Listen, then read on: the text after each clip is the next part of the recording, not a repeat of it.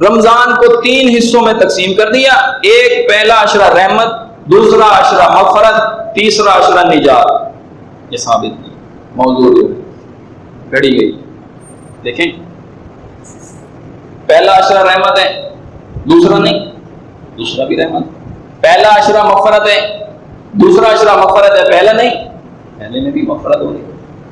تیسرا عشرہ نجات ہے، پہلے میں نجات نہیں، پہلے میں بھی۔ ایک چیز ثابت نہیں، دوسرا اس کی ترتیب خراب، چیز ثابت نہیں، اس کے اندر چیزیں خراب۔ ظاہر سی بات ہے جب چیز شریعت سے نہیں ہوگی اس میں خلاف شرع عنصر پایا جائے گا، اس کے اندر خلاف شرع تضاد پایا جائے گا۔ جس طریقے سے شریعت ایک چیز بیان کرتی ہے وہ اس کے الٹ ہوگی، اس چیز کو ذہن میں رکھیں۔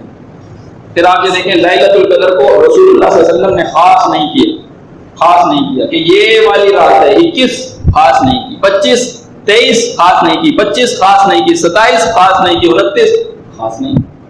فرمایا تلاش کرو ان کے اندر۔ یہاں پہ آپ کیا دیکھیں گے، کتاب کا حوالہ میں دیتا ہوں آپ کو۔ کتاب میں لکھا ہے یہ 27ویں رات، اس پہ زور ہے، منوانا ہے اس چیز کو کہ یہ خاص ہے۔